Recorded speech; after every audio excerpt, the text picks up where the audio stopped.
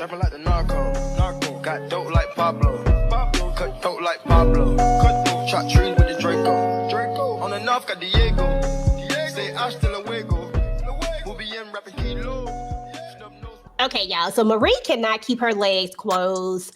Antoinette says she got to go. And Marquis is really in love, y'all. Him and same both. They both out here in love with Antoinette. Antoinette done chucked the deuces on both of them. Saint about to cry. Listen, y'all, you know what?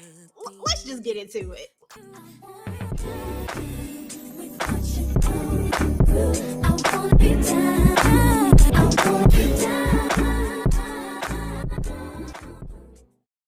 What is up, y'all? What is up? It is your girl, EJ, the TV Junky, back with another review and recap over the family business New Orleans. This is season 1, episode 7, entitled Things Come to a Head. Now, y'all, first and foremost, I am so sorry that I could not go live on Thursday night.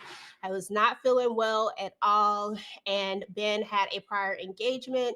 So, you know, it just happened the way it happened. But look, we're going to be back for the season finale. So definitely make sure that you guys come through, show love, support. We got a lot to talk about, y'all. Like, it has been so much going on. When I tell y'all the way I laughed my behind off when Saint was choking up over Antoinette, I said, no, the hell he is not. You supposed to be a thug. What is you doing, bro? You supposed to be suck that. What is you doing, Saint? What? This was crazy, y'all. But right out, we get Saint. He's coming back to the house. Well, first and foremost, we got Marquis out here talking about Antoinette. How you gonna be outside her house looking for her? Because she ain't answering her phone, I guess, because Antoinette is smart.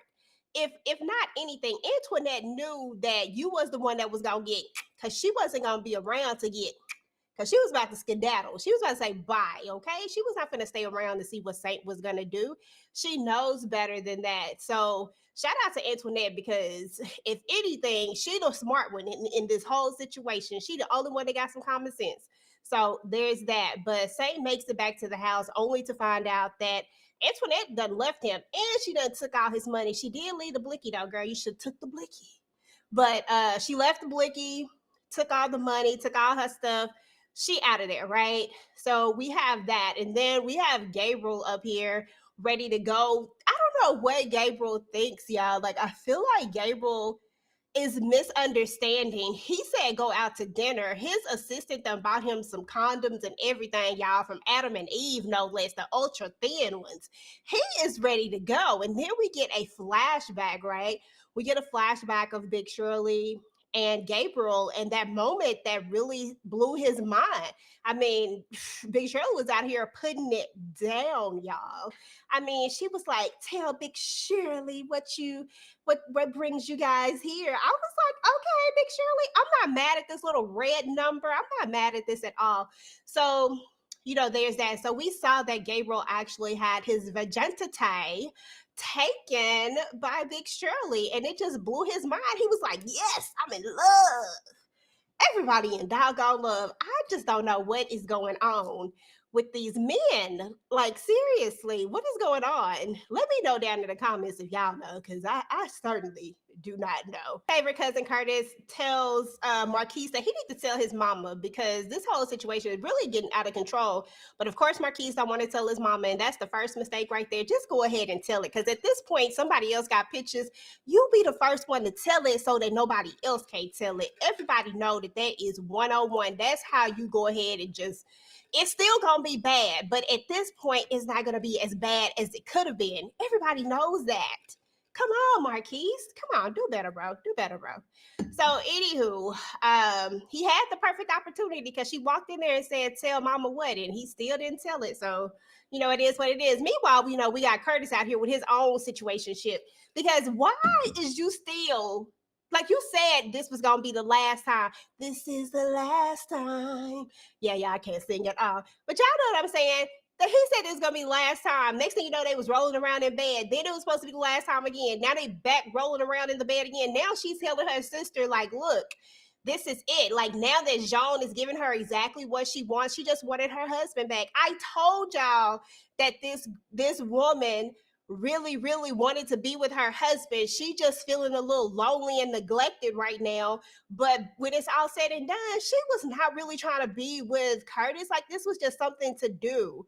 And it's so crazy because why are you doing this knowing that if your husband had found out, that you would have blew up your whole spot and you would have put his life in danger? It's so silly, the reason why people do the things that they do. I just don't get it. I do not understand, y'all. So, anywho, yeah. So she swears that she just. Why is he the lifeguard in the phone? I'm sorry, y'all. I thought about that just that quick. Why is he the lifeguard in the phone? Why would you have a number lifeguard? If lifeguard popped up on your phone and John was sitting right there is no way in hell that that is a good cover. What lifeguard for what?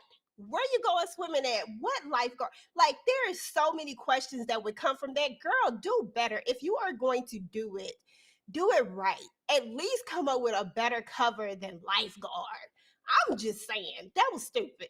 Anywho, they supposed to meet up, and y'all already know.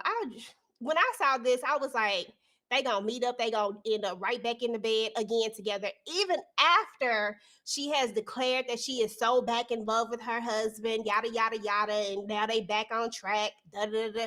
Now Marie is a thought. She just is what she is. She ain't no good. I cannot stand Marie. Okay, Marie can kick rocks. For real, for real. Jean and Saint are, going to handle some business. Jean, of course, is going over to the Midnight Blues, and Saint is supposed to be going to try to, move these bricks. But right now, Saint is so freaking heartbroken. He don't know what to do because she left me, Jean. She left me. Jean told him, man up. Man up. You out here looking like a simp. You out here looking like a sucker. You out here looking like... Oh my God, y'all. I'm sorry. That was so funny. Y'all know that part was so funny when Saint was looking crazy. So anyway, y'all, Jean tells him that he gonna go handle his business. He needs to handle his business. Either he gonna get under another woman, on top of another woman, or he gonna throw himself into work. So are you ready to work? Because we know you're not gonna be out here sleeping with another woman because you love Fatunette way too much, and she done took all your money and gone all your money. Oh, she didn't even leave him a little bit, y'all. She took it all. I guess she said it was for her pain and suffering. I don't know. I'm just saying. So, anywho, Jean gets over here to the Midnight Blues, and they over here ready to finesse him because we know that tape is super fake. But it is what it is. You got to do what you got to do when you're trying to get out of trouble, and they trying to get out of a situation. So he wants to know who it was. He wants to know if he's still going to get to see the tape, and they want to know who it was. He confirms that it was Skunk, even though they already knew it was Skunk. But they got to play the game. And then he looks at the videotape. He accepts it, but then he's ready to move on to the next set of business. And I was over here just waiting for the camera to pan to Marquis because I know you knew what was about to happen, bro. Told you should have went ahead and told it, but no. You had to let what was about to happen next happen, because when I say they got in his ASS, it was hilarious because first of all, Big Shirley cut loose. I don't care what nobody say. Big Shirley can pretend like she don't like all that violence. Anytime a person can cuss like that, you like violence. Anytime you cuss the way that Big Shirley cussed Marquis out, you here for it all, okay? We just let that go right now. And then the way Floyd came in and backdoored it, I thought Floyd was about to jump over there and knock Marquis out. I said, dang, he choosing violence for real today. And this is all Jean wanted, and he knew that he was going to get right up in there. So he was able to finesse his way into what? 5%, 5 or 10%. I can't remember which one, y'all. But he was able to finesse his way into getting a little piece of the Midnight Blues and getting his wife a job, because Lord have mercy, she needs something to do. Because if this gonna be worse because cousin Kurt is still here, and it's Lord. This not good, Jean. Now that I think about it, we might want to get her another situation somewhere else. We need to get her far away from the blues as possible. But something tells me, y'all, that Jean already knows about Marie and her little situation. But I can't put my finger on it, but something ain't right with Marie, and I feel like Jean knows it. Now, what's even more sad about this whole situation, that as soon as he has this conquest, he just wants to run home and tell his wife. He just wants to share this moment with Marie. But is Marie at the house? No, she's not at the house, because Marie is somewhere laid up with Curtis doing what she do, right? She is somewhere laid up. She's supposed to went over there to say goodbye, but instead she went over there and just busted wide open, because that's what Marie does, right? Like, there is no, it's crazy because I know that Jean is the op, but and I feel like you would in some world maybe like the wife if you felt like she was being mistreated in some sort of way, but I ain't got no love for her, none whatsoever. So she do all of that, this big theatrical thing right there, just let you know she lied real, real well. And so there's that. Wow, Big Shirley is completely heartbroken, y'all. Like, I felt every inch of that, for real, because she worked so hard to get the Midnight Blues back. Apparently, they went through a lot because someone in her family had gambled a large piece of the Midnight Blues away, and it took her a long time in order to be able to get that piece back. And able to be able to pay that debt off, and so now she fully owns the club. And now, because of Marquis and his little magnetic penis, she just, lost a percentage of her club, and she knows that more is to come. She knows that once she lets Jean in, that there is a possibility that he's just going to want more and more, that it's not going to stop there. Like, this is just a bigger problem, and it's all because Marquis couldn't keep his thing between his legs with this married woman. Out of all the people in the world, why Antoinette? You could have picked so many other people except for her. So, he just left them exposed when it's all said and done. And his mom is hurt, and at this time it feels like Floyd is like, he like, you hungry? Why is it that every time something is going wrong, why come men always be like, you hungry? Nigga, yeah, I'm hungry. Yes, I want to eat something. I'm hungry. I need to eat my feelings. They be tripping me out with that, y'all. But anyway, we know that Saint has already figured out what has happened, because now he's over here having dinner with the Crescent Boys. And instead of him doing what he's supposed to be doing, he is out here trying to put a hit out on Marquis. And he's talking about if that pretty eyed joker try to jump in, and you can take him out too, because he mad. Because apparently our boy Jace done went over here and told him, because he also had pictures as well. So those were not the only pictures that existed. And now that Saint knows, Saint is ready to go. But just so happened, Larry and them just happen to be right there, and they hear it and they know exactly who it is, because they call his full name, Marquis Duncan. And then the pretty eyed guy, they didn't have to know who he was. They knew exactly who we was talking about.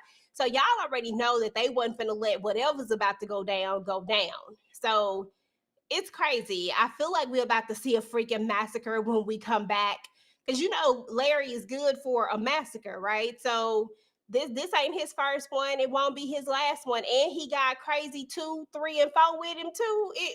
It's about to be a whole situation. So, there's that. Now, here's Saint making a move without Jean. Now, at this time, Saint doesn't know that Jean actually knew about it. He knows that his brother knew about it because he calls him up and tells him. Now, his brother just happens to be over there with Lauren. They're hanging out. They're kicking it. When when Saint calls him and tells him, like, you know what, you ain't gonna say nothing. Like, he really, really teed off about this whole thing. But then the sheriff actually pulls up, right? Now, this is because the way that Jean was able to finesse his way into that club was because he had to give up one thing. He had to ensure that Marquis was going to be safe, because why else am I giving up a piece of my club if I know if my son is not going to be safe? Turns out he done gave up his boy, y'all. He done gave up Saint. So Saint out here making backdoor deals. Jean is out here throwing his boy under the bus, probably because he's tired of him. Because that's the only reason why you throw your number 2 under the bus. You done found out what he was doing, because he probably knows that he made that backdoor deal. And he probably is tired of his recklessness. And he probably knows that this situation is going to get out of control anyway. Because if he do find out about the whole Antoinette thing, he going to blow up the spot anyway, and it's going to mess up his whole deal. So he might as well just go ahead and throw him under the bus. I'm not saying it's right. I'm just saying that's probably what his mindset is. Like, he don't care no more. he want what he want. His whole thing is about acquiring businesses at this point and trying to get as high as he can get. Plus, he want to make Marie happy, and this will fix all of those things with just this one little thing. And he can get his family back together. He get the business that he been wanting, and it'll get him one step closer to his ultimate goal. So, there's that. So he get arrested, and meanwhile, Jace and Prince are on the phone, and Prince is telling him, like, look, did you tell? Like, did you say something? And he's like, yeah, da da da da. Like, Jace, you was a buster. You wasn't supposed to do nothing but get rid of them photos on your phone and let it go. But now, doing the absolute most, messing up everything. So now he done messed up this whole situation. He's hearing some stuff that's inside of their little clubhouse, and it's like this laugh. Now we all know who the laugh is because we know the only person that got that little crazy laugh. And so they trying to figure out what's going on. You hear some shots ring out, and Prince is on the phone, and he trying to get over there. And this is going to be interesting because Lauren is with him, and y'all know Lauren is not going to let him go over there by herself. She called with the blicky, right? So y'all know that she about to go over there with him, but they probably going to be gone by then. But at the same time, it's going to be crazy that her father and his little ragtag gang done took out the Crescent Boys, or a good bunch of them. And these are her new boyfriends, her new boo thing's friends. So I don't know. This is about to get real interesting, y'all. Let's talk about Gabriel, because Gabriel thought he was about to have his one night only, one night only. He thought he was about to go. He thought his birthday was about to be lit, but instead he gets arrested, and he's like, do you know who I am? I said, okay, Nino Brown, who are you? Like, but seriously though, this man is a billionaire and he has a lot of money and a lot of connections. This is not going to be a good thing. Now, I know why Big Shirley plays this the way that she plays it, but I think that she should have finessed it a different type of way. For one thing, we still don't know if that land is in his name or her name. Did he sign it over to the Midnight Blues because he was just so enamored with her? Or does he keep ownership of it? Because that's going to cause a problem for her club if he still owns it. And now you can tell that he about to be mad. Like, he don't want that thing no more. Now he's mad because he didn't get what he wanted, because he likes to win. He doesn't like not getting the things that he wants. He don't want you making a fool. He said that pretty much on the last episode. I can't remember his exact words, but yeah, he upset now. And now this is going to be a whole nother issue, and it's about to cause more problems. Like, so anyway, y'all, last but certainly not least, the last thing I want to talk about is the fact that um Big Shirley is having, like, she getting drunk. She on that Crown too. I think that was Crown. It looked like brown liquor, whatever it was. It was brown for sure. But she out there talking and just, I mean, she's sad. She's losing a piece of her club, and Marquis comes up and he says that he's going to make it right, that he's going to do whatever he needs to do in order to make sure that she gets every single piece of it back. And I really hope that's what he does. So those are my thoughts over The Family Business season 1, episode 7. Everything is exactly what I thought it would be. It kind of followed the book pretty much to a T on this one. I think they did a really, really good job at bringing everything to life. So far, I'm really, really happy with The Family Business New Orleans. I'm excited to see where we're going to go from here, like once we move on into the next season, because I'm pretty sure episode 8 is going to have us with a lot of bloodshed. We're probably going to be finding all the Crescent Boys laying out, but we're going to have a whole nother situation. We're going to have a situation where Saint is probably going to realize what has happened to him and that his boy is the one who turned him in. And that's going to be a problem.